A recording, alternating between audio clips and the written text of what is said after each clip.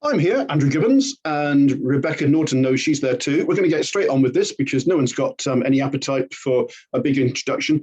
Today, we're going to talk about something that I've been making a lot of for a long time. Let's put it on the screen straight away. It's a very simple, straightforward statement. I'll tell you what, it's very challenging. Are you seeing that in full screen, Rebecca?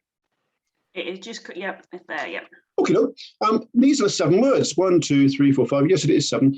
Don't become like the people you criticize. Hey, well, those are just 7 words, aren't they? Well, I think they're a bit more than that. The source of this is Anne Smith, and the origin of it is when I was running some workshops for Cambridge University Local Examinations Syndicate, the examinations body of Cambridge University, UCLES as it was then known. And in one of those workshops, a lady called Anne Smith, I always attribute my sources, said these words out of nowhere. And I thought, wow, that's profound, much more profound than I could ever come up with. I'll be perfectly honest, never claim other people's work. And I've used it a lot because I think this is quite a strong phenomenon that I've seen for many years, and it has implications. But I'm not going to launch into a big speech because I told Rebecca I wouldn't. So Rebecca, when I just mentioned this, you wrote it down straight away. And we then said we'd make it the subject of our next recording. So don't become like the people who criticize. Off you go. What do you make of this? Yeah, it really hit me. I thought, oh, I like that. That was really interesting concept. Don't become like the people you criticize.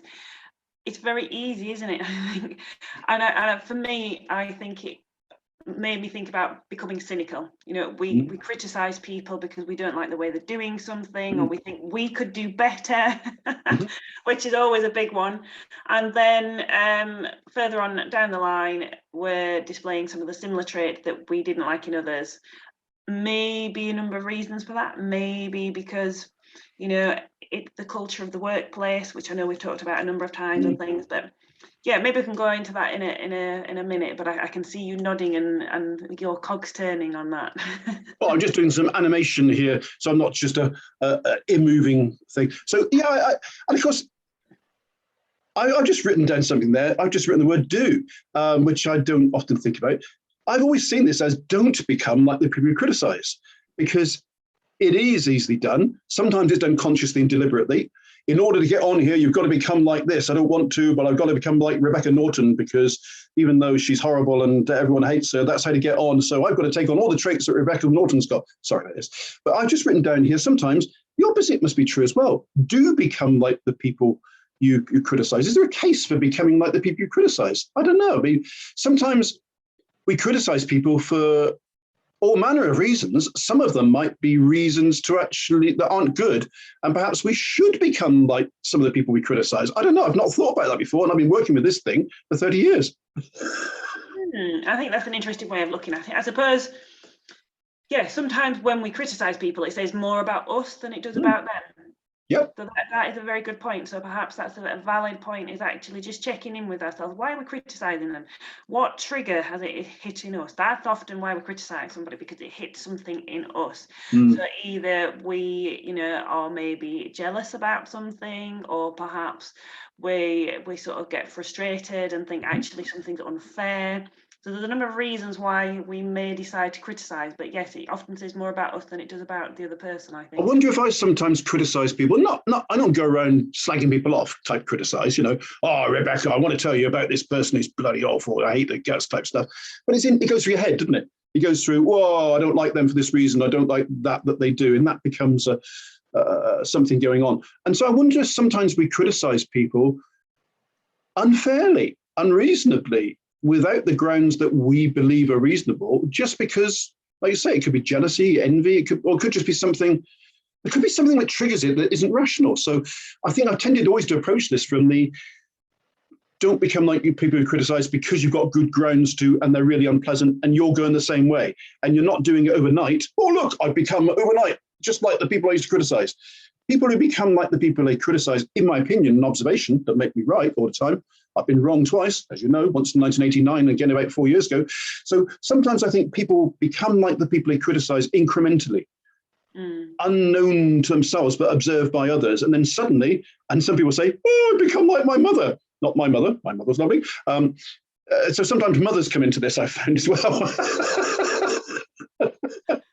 Yeah, I think you're very right. It's not something that's going to happen overnight. I think it is, we generally take on habits and traits and things.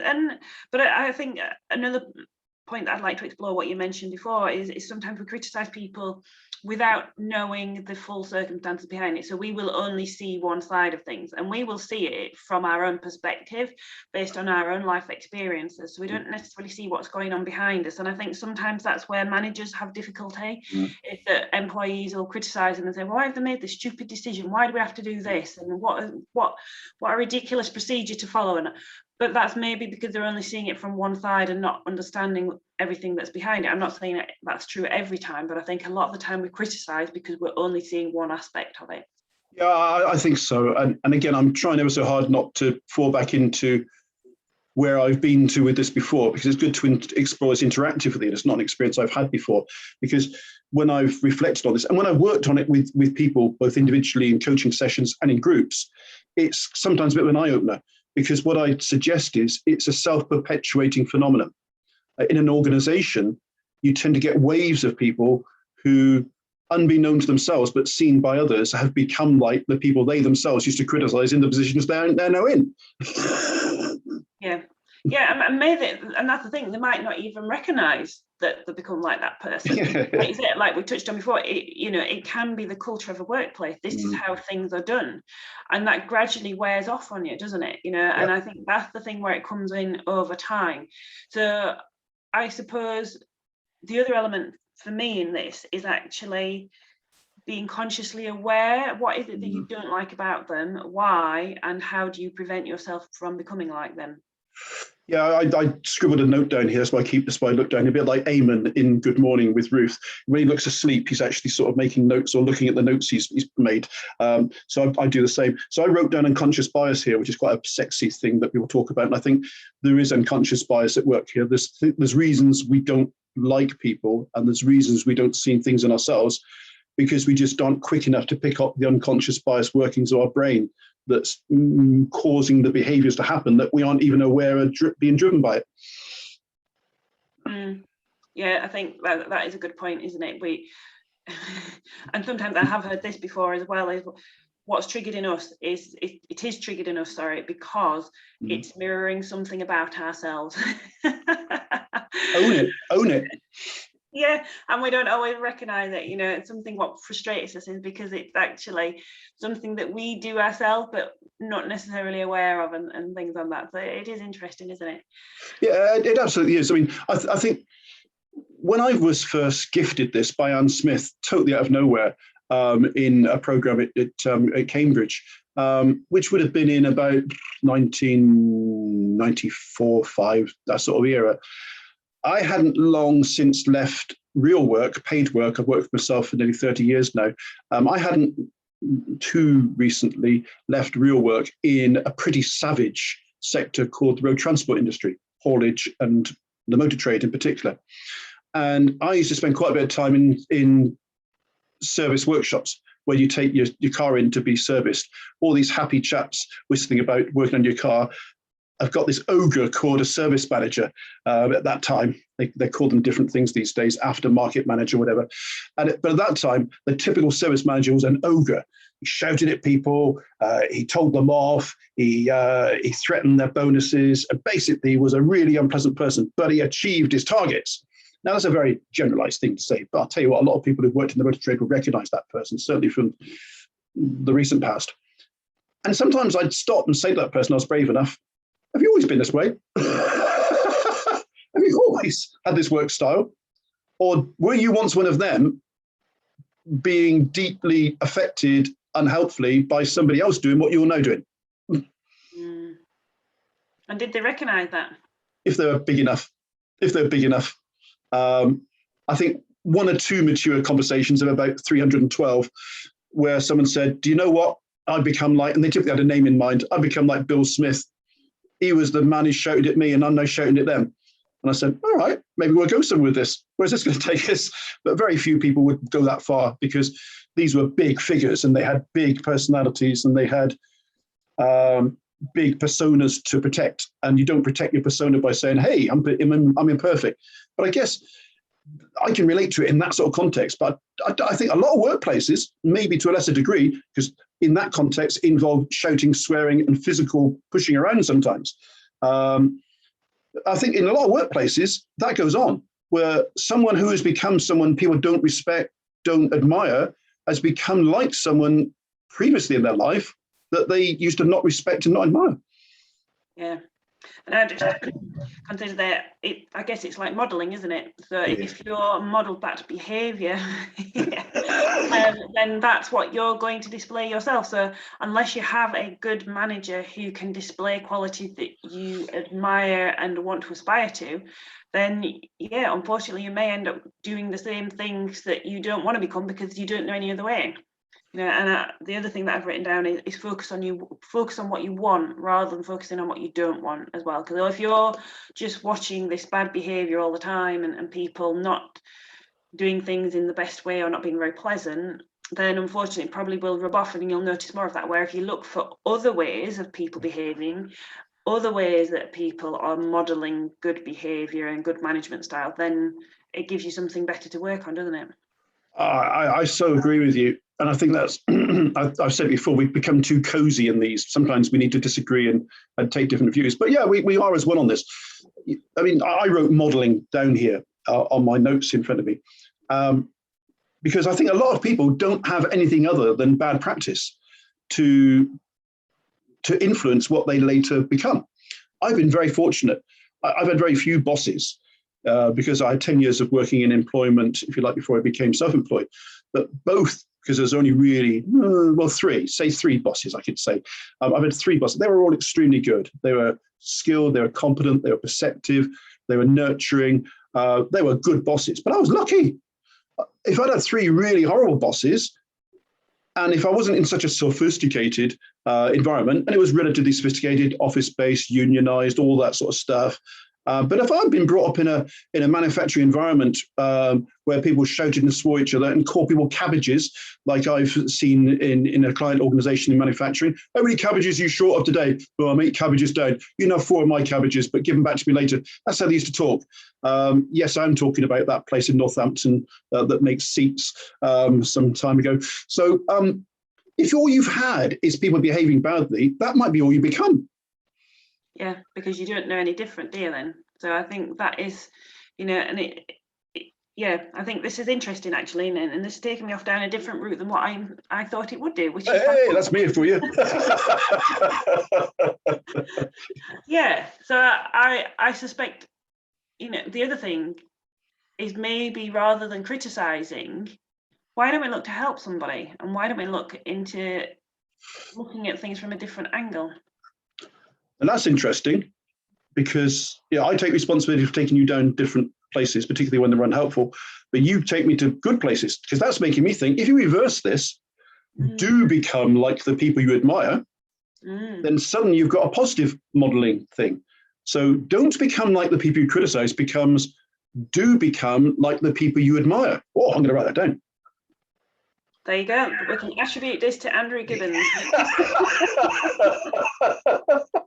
But isn't it interesting that Anne Smith, I'm not criticizing Anne here, came up with the negative because maybe we think negative first in the workplace. We think bad practice, we think bad things, and we don't think good things.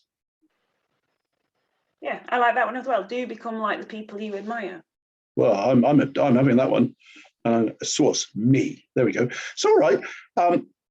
Do become like the people you admire. What's the challenge there that's different from don't become like the people you criticize? Again, it's probably thinking about what is it that you admire about them. Specifics, their characteristics, the way they handle things. I think sometimes it's easily done. People make it look easy. I think that's the thing with people we admire. They make it look easy. Yeah. So actually breaking it down into elements, thinking, right, what is it that they are actually doing that makes them such a good manager or such a likable person? So I think that's the first challenge for me. That's true, because we too tend to think in global terms. They're good communicators. I hate that word. Okay, what is it that they do specifically? Are they good communicators in writing? Are they good communicators in groups of people? Are they good communicators transactionally one-to-one? In what way are they good communicators? So I think you're right. We tend to think in too globally, too broad-ranging, too generalized ways. So being specific. And And then I suppose that takes a bit of an effort, because I wonder how good a lot of humans are at seeing good in others. Oh, that's a good question. But I suppose, again, it's down to whether we've got that unconscious bias to some degree. No one's better than me. Yeah, and it's also about, again, modeling, isn't it? You know, what do we like about them? What behaviours are they displaying that makes them a good manager or good communicator, or however you want to say it? And how can I be more like them? Or how can I develop my own style of what they're doing? Because I don't think we should necessarily always just copy people. Well, I think you're right, because there's modeling and there's imitation. I don't think we should try and imitate or mimic people or clone them. We are ourselves, and we are distinct and different people from others that we, for instance, admire as well as criticize. And I think if you try too hard to behave as someone else does, you'll find out you're not them. Yeah, and I don't think that becomes inauthentic then as well, and that then takes you off on a different track, doesn't it? Well, in an organization, you might, I mean, I'm thinking of my very first boss was Tony Ayland, really good guy, and I learned a lot from him, fortunately, I really did. But if I behaved too much like Tony, we would say, oh, Andrew's behaving like Tony again. Yeah. Tony had certain ways about him, and particularly when I was young, 656 years ago, but when I was 22 and new to the workplace, you're looking for people to give you a lead. And I was fortunate. I had a lot of people around me. I was in an organization of many thousands, and in my particular unit, I had a lot of competent people. And I could look around and say, hey, Tony Butcher's really good at that. Tony Aiden's really good at that. Lots of other people called Tony are good at other things as well. But people even not called Tony are good at things. And so I had people around me that I could say, hey, I like that. I was lucky. A lot of people I feel are put in a workplace younger than me, and they got people who are shouting, swearing, and being very unpleasant and saying, oh, where's somebody good around here that I can be like? All I can be like is people who aren't very good. And it's interesting. I think perhaps with younger people, it's not necessarily and if that's their first experience, not a great first experience. And unfortunately, I think it can set them up in the wrong way. This is where workplace culture is so important, isn't it? In that we need to model behaviours and things, attitude that we want to see in our workforce right from the outset. Okay, so getting really practical here, because sometimes we talk in a way that people might say, yeah, it sounds great, but it's a bit up there. Let's talk down there where it's really going on. Apprenticeships, all that sort of stuff, about which I've got some views that we need to go into, might be done another time. But young people new to the workplace, I feel organizations should be going out of their way to put positive models in front of, so that they can be good influences on people. And I think organizations can do typically more to make that happen, and more to remove the negative experiences. The people that take someone new to one side and say, hey, Rebecca, come over here. I know what you're being told, but let me tell you what it's really like around here. Here's a dodge you didn't know about. I was told how to fiddle my clocking in card. Bring 4 of them in at a time, clock them in at 7:30, and then use the 7:30 ones for the next 3 weeks until they start to date them and that sort of stuff. You know, when you're in the company of people like that, you get a different sort of influence than people who are actually modeling what we would both feel is good practice. Yeah, that is really interesting, isn't it? And again, that's, I suppose, yes, it makes me think, well, why would people want to behave in a way that's not necessarily best practice? So yes, that's a whole new conversation there, I think, Andrew. Well, I've got a couple of answers to that question. I think people would behave in a way which isn't, and would do deliberate influencing of others because they've fallen out with the organization, they've got a grudge, they might feel disgruntled, they might feel passed over, they might be unhappy. They might be, hey, I'm a 61-year-old relatively balanced person, but they might be a 61-year-old, I should have got my boss's job 31 years ago type person. There are all sorts of reasons why people behave in an unhelpful way. I think the organization, meaning people who make decisions within it, is, in my view, got to say, is this person going to be a helpful influence on these new entrants to the organization, or is this person going to be unhelpful? And I don't think enough of those conversations happen. Yeah, and perhaps encouraging them to meet lots of different people within the organisation, so they get a more balanced view of what's going on and how things work as well, and actually recognising that new starters, and especially young people, are possibly more influenced by workplace habits and cultures than people who are bringing a wealth of experience and more confidence with them, you know, recognising that there is a bigger impact. Yeah, I think that's right. And it's an incremental impact. I think all the time we're looking for big quantum leaps. You know, we're looking to change people instantly or very quickly, and we're looking for changes in behaviour which are evident and obvious. Well, people becoming like others isn't an obvious thing. We've said that already. Because it's incremental, because it's iterative, it changes, it goes back. Oh, well, Andrew Gibbons isn't like Rebecca Norton anymore. Oh, there he is again, he is. So because it moves around, it's a dynamic, but it ultimately goes somewhere. That's a hard thing to track, it's a hard thing to monitor. And it might appear to have very little significance, but it actually does, because it is formative for that person. It stays with them. So I think there's a lesson here for organizations to actually recognize the potential, at least, existence of this, and to take proactive steps to ensure that, not by programming people, we will only put positive people in front of you, we have no negative people here. But I remember doing investors and people work back in the 90s. And when the inspectors come round, certain people were given the day off because they didn't want the inspectors to interview Mr. and Mrs. Sod. And I think sometimes you've got to put a bit of balance in there. But is that thought about? Is that designed deliberately ever? I don't think it is very much. I think it's a good point, isn't it? You know, so thinking about who do we, so an organisation could take a couple of these points actually, can't they, as well then? So don't become like the people you criticise. Who are the people that people criticise within the organisation, and for what reason? Oh, that could be uncomfortable. It could be people in positions. You become like the people you admire. So who are the people who are admired? Yes, maybe that would be a good. How many circles can we go in here? Because sometimes you might admire someone for the wrong reasons. I really admire Rebecca Norton because she's devious and she lies and she really puts a knife into people. Yeah, I like that. So I think we've got to recognize sometimes we're not talking about perfect people here who model others because they think they're marvelous. It could be the opposite. Yeah. Oh dear, I'm laying into you today, aren't I? But equally, people could see positive qualities in people which may not be seen by others. So there's a lot of nuances. That's a word I like to use. It's a nuanced thing, this, isn't it? It's not there's this situation, there's that situation. Yeah, definitely. Not as clear, it's not black and white.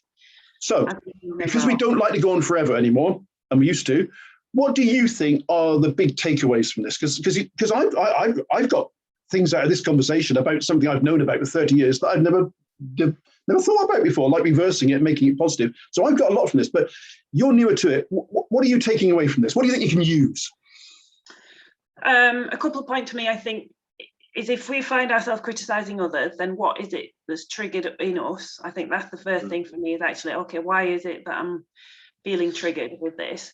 And I do like the fact that you flipped that as well. I think do become like the people we admire, but again, look at why is it that I admire this person? What is it that they do that I would like to be or become myself? Brilliant. So are you going to become more like the people you admire? I hope so. Well, look at me, I have. I am the very model of everyone that I've ever admired. Thanks, Isabella. Thanks for that. It was really helpful. Thank you.